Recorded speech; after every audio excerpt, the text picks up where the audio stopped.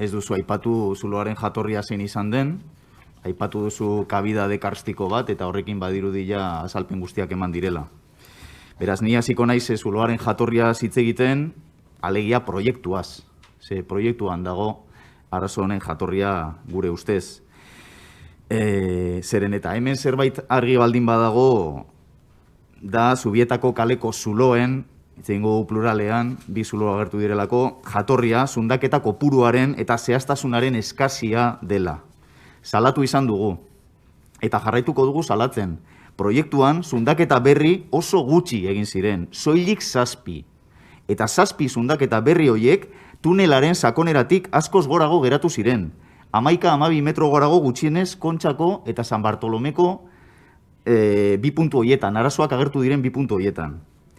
Aprobetxatu ziren metroarekin zerikusirik gabeko beste proiektu batzuetako hainbat zundaketa, 57 zundaketak ez zuten zerikusirik metroarekin. Eta batez ere, metroaren aurreko berzioko proiektukoak aprobetxatu ziren, 58, aipatu dituzu 80, 58 izan ziren beste proiektuetakoak. Beste ibilbide bat zeukana, aurreko proiektuak, bereziki Kontxaren inguruan, aurreko proiektua ezi joan hondartzaren azpitik, eta aprobetxatu dituzue hala ere sondeoak.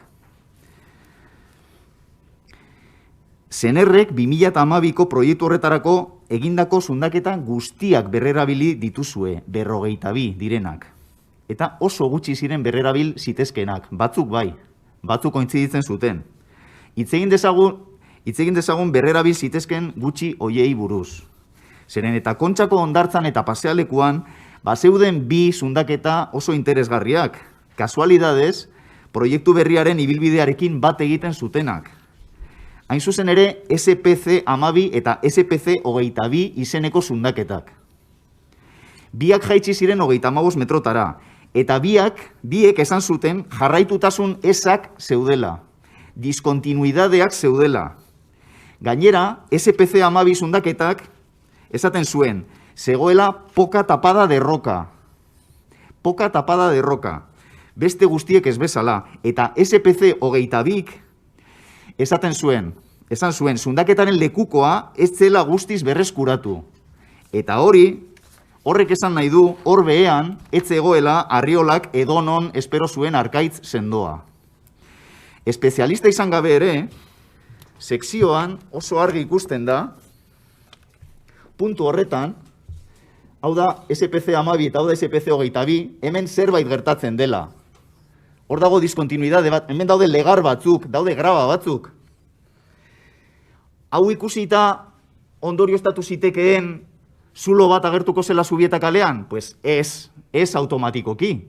Baina hau ikusita ondorioztatu behar zen 7 zundaketa baino gehiago egin behar zirela. Hemen zundaketa gehiago egin behar zirela, informazio gehiago behar zela puntu horri buruz. Lurpea hobeto identifikatzeko, eta ez ziren egin. Ez zituzten egin, ez enpresek, proiektua 128ko bajadarekin irabazi zutenek, alegia Fulcrum, CAF eta Ingeplan, eta ez da ETS-ek ere, proiektuaren sustatzaileak, proiektua kontrolatzeko ardura zuenak, eta zundaketa gehiago egitera derrigortu behar zuenak. Eta nola ez ziren egin proiekturako, obretan egin behar izan dira. Obretan egin dituzue gutxienez 80 zundaketa berri, egunotan azaroaren 23tik obra hasi eta 4 urte eta erdira zundaketa kanpaina berri bat egin behar izan duzue.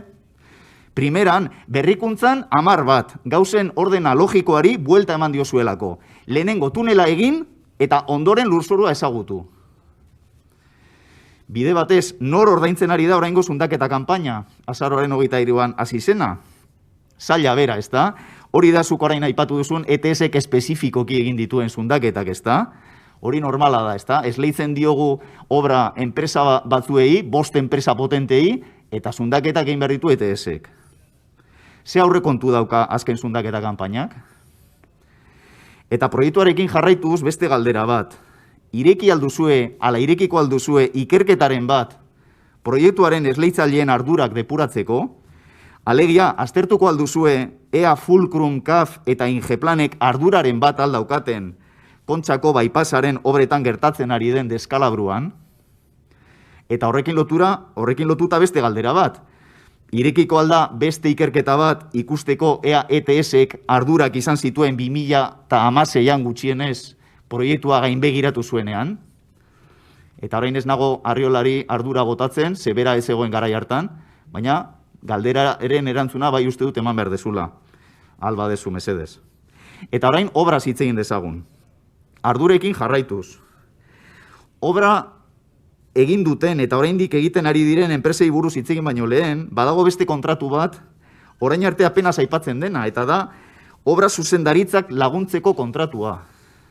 2017koa, Prointek eta Asmatu enpresek irabazi zutena 2,3 milioi euroren truke, beza barne. 133ko bajadarekin. Hoiek zer diote, gertatutako arazo ez? Arduraren bat aldaukate? Ikertuko alzaie, arduraren bat atu daukaten? Ze beti hitz egiten ari gara proiektuaz eta obretaz, baina hauek ere hor saltzan daude. Obra zuzendaritza lagundu behar dute. Bide batez gustatuko litzaidake haien kontratua ea bigarren fasean jarraituko duen indarrean eta noiz amaitzen den zehazki. Eta orain zentratu gaitezen bigarren zuloan. Bigarren zuloa agertuta ordu gutxira, Arriola sailburuak esan zuen kamaren aurrean, bazegoela proiektu edo plan bat 3 fase euskana zuloen arazoa konpontzeko. Eskatu dizuegu proiektu edo plan hori eta erantzun diguzue ez dela existitzen proiektu edo plan moduan. Lehen fase bat omen dago eta da orain egiten ari dena eta beste 2 faseak daudela orain lizitazioan dagoen kontratuan. Beraz, propaganda hutsa zen. Helarazteko dena kontrolpean dagoen sentsazio bat. Eta egia dena da, ez daukazuela lurpean gertatzen ari denaren berri. Edo akaso, ondotxo dakizue lurpean gertatzen ari dena, eta ez duzue esan nahi oso itxura txarra daukalako. Zentzu horretan, nahikoa harritu gaitu sailak berak miteko ministerioari egindako baimen eskaeran, kontxan lan egin ahal izateko idatzitakoak uztailaren 10ean. El director de Infraestructuras del Transporte del Gobierno vasco considera imprescindible y urgente realizar los trabajos de inyección necesarios para el sellado y consolidación de las estratificaciones microcarstificadas, puesto que, a pesar de los trabajos efectuados hasta la fecha desde el propio túnel de línea, no se ha podido tratar eficazmente el afloramiento de agua en el túnel, manteniéndose aún en caudales muy elevados. Por esta razón, expone que si no se actuara próximamente, la situación podría provocar la formación de nuevos socavones en el entorno superficial de la playa de la Concha, así como en las edificaciones próximas. Beraz, oso presente zeukan sailak hau gerta zitekeela, uztailaren 10ean, eta hala ere gertatu zen, azaroaren 17an.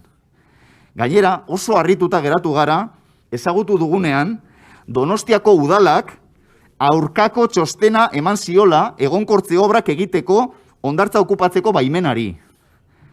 Bainu garaia zelako aitzakiapean, zuk zeuk aipatu duzu orain. Hori dela eta miteko ministerioak mortero injekzioak emateko baimena eman zuen uztailaren 20an, baina ukatu zuen bestelako lan osagarriak egiteko baimena. Udalak ere baimena ukatua zuelako. Beraz, sailak ondoren, berriz ere eskatu zuen baimena, ja bainu garaia pasa ondoren, irailaren 3an, mitekok eskatu zizkizuen azalpen gehiago, eta tardatu zenuten 2 hilabete azalpenak ematen. Azkenean, azaroaren 12an lortu ziren lan osagarriak egiteko baimena. Justos, bigarren zuloa agertu baino 5 egun lehenago. Horrekin lotutako galderak. Udalaren baimen ukoak lagundu alzuen bigarren zuloaren agerpenean sailburuaren iritziz? Eta sailaren atzerapenak, ia 2 hilabetekoak, lan osagarriak miteko hori zehazteko, zerikusirik izan alzuen?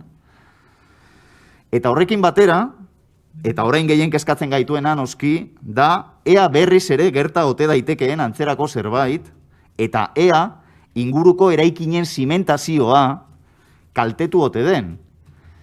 Esan duzu, kontrolatuta daudela, ikusten ari zaretela, baina ez dugu hitz egiten arrakalez edo pitzadura txiki ez baizik eta ea zimentazioan kataren baten bidez edo kontrolatzen ari zareten. Jakin nahi dugu ea urak zimentazio gehiago jan ote dituen.